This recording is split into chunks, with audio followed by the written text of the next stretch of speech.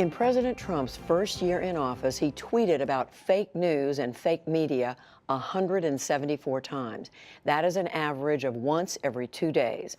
Over the weekend, he said he uses social media because, quote, it is the only way to fight a very dishonest and unfair press, now often referred to as fake news media. Phony and non-existent sources are being used more often than ever, end quote.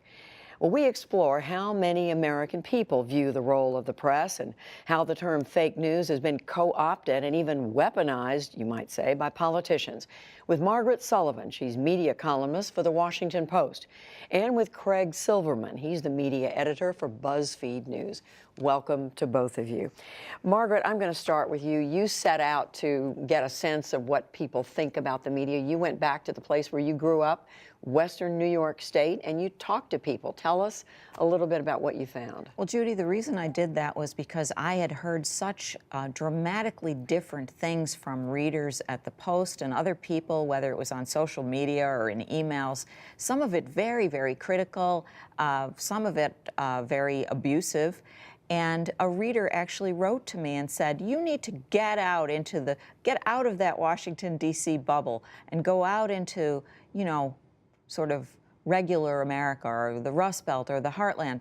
And I decided that would be a good idea to actually spend some time and talk to people about their level of trust in the media and how they're informed and whether they believe it, or whether, like one poll has it, that some large number of people think that the news media actually makes things up about the president. And you found some reassuring responses, but also some pretty disturbing ones. I did. I mean, I found that people in general do think they have access to credible news and credible information, but they have their complaints about the news media too, particularly the blending of news and opinion, and the fact that there's they see a kind of a pettiness or a snarkiness or kind of an above-it-all arrogance in the news media that they don't feel speaks to them very well. They were commenting, I think, among other things, about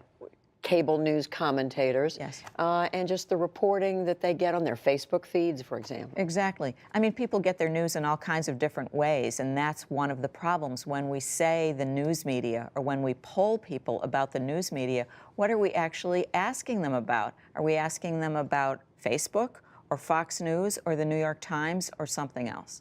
So, Craig Silverman, BuzzFeed, you've done a lot of thinking over the last several years and writing about fake news. You've used the term a lot. What have you seen? I mean, we quoted President Trump, and he's using that term again. But what do you see today compared to what you originally thought when you started using the term a few years ago, fake news? How do you see the meaning of the term and what the distinctions are? Originally, for me, it was a term used to describe a very specific type of completely false, deceptive content that was spreading primarily on Facebook by people who wanted to earn money from the traffic that went back to their website that had the fake story. And so this was a specific kind of actor, a malicious actor out there who was doing it for money. And yet now, here we are, you know, roughly a year past the election or so, and the term has really been, I think, co-opted, and it's almost like a jujitsu move that Donald Trump has done, where people were saying fake news was one of the things that kind of got him elected, and maybe people had been tricked by these stories, and he felt like that undermined the legitimacy of his election. So he decided to take the term and sort of make it in his own image, and so he uses it today to criticize reporting that he doesn't like, to criticize mostly mainstream outlets that he thinks are too hard on him. And I think, frankly, at this point, the term in some ways has become almost meaningless, or at the very least, it means whatever your side thinks it does. And so it's become very politicized. Well, there's no question that one example of fake news are stories that are deliberately put out there, purposely lies, information that people know is not true. I mean, we have one example, and I think you referred to this in your writing. It showed up as a tweet last year by a man named David Clark, quoting Hillary Clinton, and here it is now.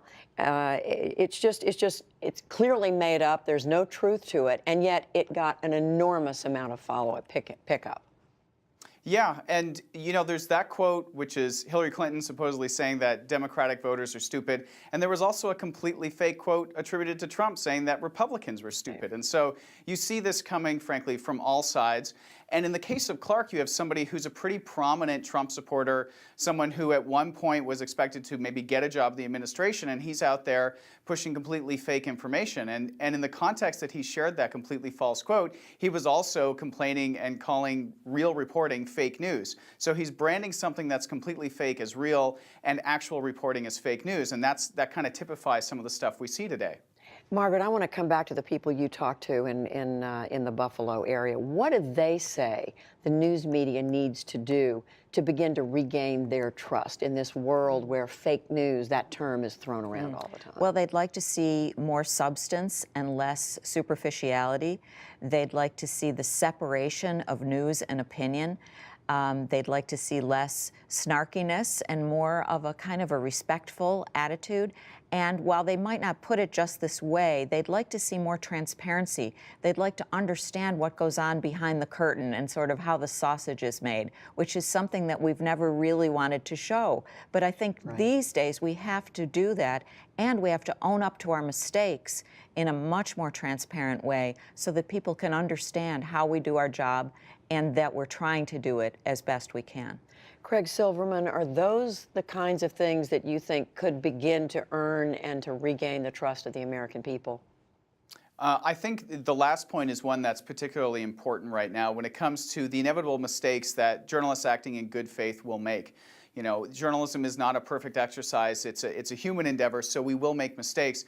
But if you are not willing to be honest about it and transparent about it, then I think the people who are trying to brand real journalism as fake news are given a leg up because they can say, see, they made this mistake and they won't say anything about it. So I think that's really, really important. And, to Margaret's point about helping people understand the process of journalism, I do think that's important.